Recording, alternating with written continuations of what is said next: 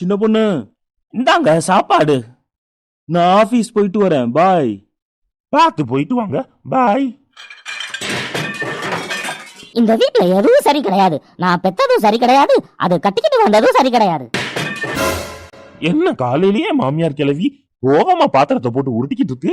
போய் என்னன்னு பாப்போம். என்னத்த தேடிக்கிட்டு இருக்க? பாத்திரம் உருட்டுற சத்தம் கேட்டுச்சுட்ட. அதான் வீட்டுக்குள்ள பெருச்சாலி ஏதாவது இருக்கான்னு தேடிக்கிட்டு இருக்கேன். அப்போ பாத்திரத்தை உருட்டுனது நான் தானே, உனக்கு தெரியாது அப்படித்தானே? நீங்களா? எனக்கு டீ காஃபி ஏதாவது போட்டு தரலான்னு பாத்திரத்தை உருட்டுனீங்களா? வேணாத்த, நானே போட்டுக்கிறேன். No thanks. ஆமா, நீங்க 10 மணி வரைக்கும் ஒரு வேலையை செய்யாம இருப்பீங்க. உங்களுக்கு டீ காஃபி போனிட்டாலாம் போட்டு தருவாங்க. அத்த, நான் ஒன்னும் சும்மா இல்ல.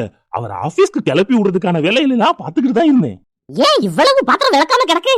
பாத்திரம் தானத்த, நான் இந்த கொஞ்ச நேரத்துல விளக்கி வச்சுக்கிறேன். இவ்ளோ லேட்டாலாம் விளக்க கூடாது. நான் தூங்கி எந்திக்கிறதுக்கு முன்னாடியே விளக்கி முடிச்சிருக்கணும். இதுக்கு தான் தனி குடித்தனம் போலான்னு என் வீட்டாளுகிட்ட தளதலையா அடிச்சுக்கிட்டேன். கேட்டா தானே? நீ தனி குடித்தனம் போலான்னு மட்டுமா அந்த ரூம்குள்ள உட்காந்து உன் புருஷன்கிட்ட பேசிக்கிட்டு இருக்க? நீங்க இல்லாதப்ப உங்க அம்மா இப்படி பேசிட்டா, அப்படி ஏசிட்டா, இப்படி செஞ்சிட்டா, அப்படி வஞ்சிட்டா, அப்படின்னு எல்லாத்தையும் தானே போட்டு கொடுத்துக்கிட்டு இருக்க.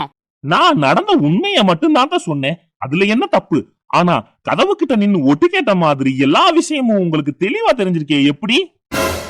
எவ்வளவு கொழுப்பு இருந்தா என்ன பார்த்து ஒட்டு கேக்குறவன்னு சொல்லிருப்ப.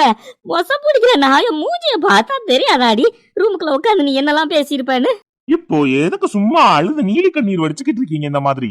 நீ தாண்டி என்னைய ஒட்டு கேக்குறவன்னு சொல்லி கொடுமைப்படுத்தி அழுக வச்ச. நான் உங்களை கொடுமைப்படுத்தினா? நீங்க தான் காலையிலேயே பாத்திரத்தெல்லாம் போட்டு உடைச்சு என்னைய வம்பிழுத்து சண்டை போடலான்னு பாக்குறீங்க.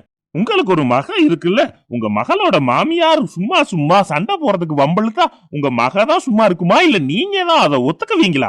பேச்சு நம்ம 2 பேருக்கும் தானடி. எதுக்கு சம்மதம் இல்லாம ஏன் மகளை பத்தி பேச்ச இழுக்கிற? இப்படிதான் ஒண்ணு நான் சொல்லி என் மகனையும் மகளையும் பிரிச்சுட்ட.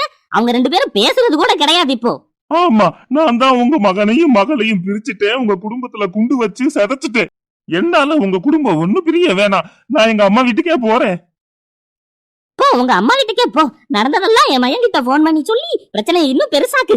அவன் ஒழுங்கா இருந்தா இவன் ஏன் இப்படி பேச போறா, நடந்துக்க போறா, எல்லாம் என் தலை எழுத்து.